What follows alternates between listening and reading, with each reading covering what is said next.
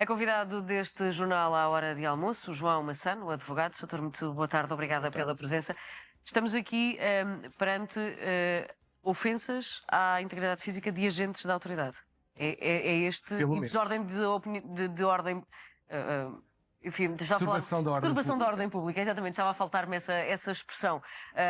Pelo menos é isso que nos estava a Pelo dizer. menos. Mas se me permite, eu acho que temos que fazer um enquadramento geral desta situação toda, porque repare, nós tivemos a situação do Odair, tivemos a situação do Martim Muniz e agora temos esta situação que de facto colocam em causa muitas coisas, porque a forma como a polícia é encarada por toda a gente neste momento tem muito a ver com o que se vai passar no futuro. Porque repare, quando nós temos uma partidarização da polícia e da forma como a polícia atua, nós acabamos por estar, no fundo, a colocar em xeque a própria polícia.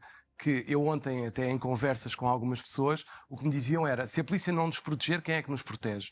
Isto é uma questão que nos deve preocupar a todos. E, portanto, E acha que estas questões do se a polícia está a ser demasiado intrusiva ao realizar a sua função, ao cumprir a sua função, pode colocar em causa o sentimento de segurança que todos devemos e precisamos de ter? Eu acho que sim, e principalmente acho que temos que ser muito claros. Não partidarizar ser de esquerda ou de direita, não é isso que está em causa. O que está em causa é, se houver abusos da polícia, devem ser punidos. Mas não devemos, independentemente do que quer que seja. Agora, não poderemos estar permanentemente a partidarizar. Se somos de esquerda, temos uma posição, se somos de direita, temos outra. E este é que é o problema. Porque o que as pessoas sentem na rua e temem, nomeadamente, imagina o que é estar num restaurante em que de repente lançam qualquer pirotecnia, imagina o risco. É que neste momento a sensação que existe, e tem havido já há alguns anos, a esta parte, é que o futebol é sempre um mundo à parte.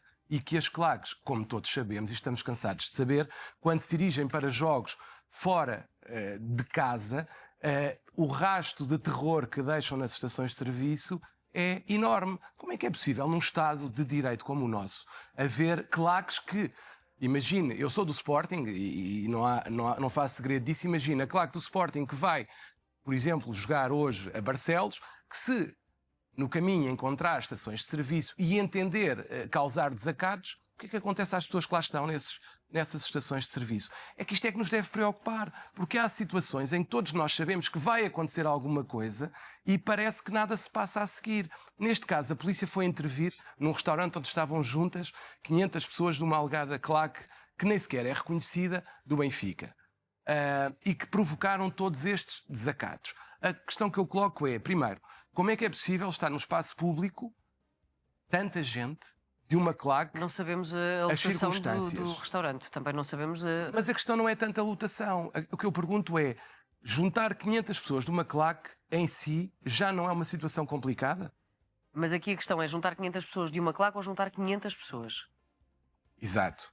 Se for de uma claque, é uma coisa. Se for de 500 pessoas, por exemplo, um casamento, não me parece que seja algo em que se espera que vá acontecer um desacato. Obviamente. Eu diria que aqui o que nós temos que colocar em causa, primeiro, é a questão da agressão à polícia, que em si temos uma ofensa à integridade física que será qualificada por ser contra um agente da autoridade e terá a tal pena, poderá ir até 4 anos, e depois o que é que significa a utilização dos engenhos explosivos, colocando em causa e em risco de vida todas as pessoas que se encontram no local. E aí é o que nós em direito chamamos de perigo comum, não vale a pena estar aqui a amassar os espectadores com isso, mas é algo que pode levar a pena de prisão até 5 anos.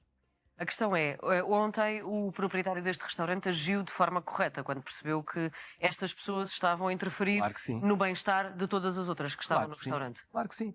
Claro, se alguém que é proprietário de um restaurante verifica que há uma situação que pode vir a provocar desacatos e risco para toda a gente que está no espaço, é claro que ele tem a obrigação de chamar a polícia para intervir, para controlar os ânimos. Isto é algo que nós temos que aceitar como normal.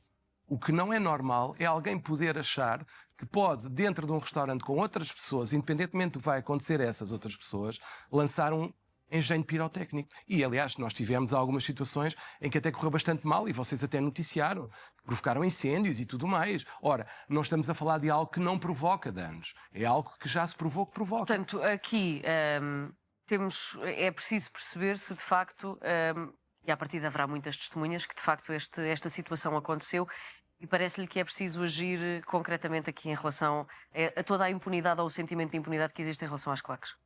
Eu acho que sim.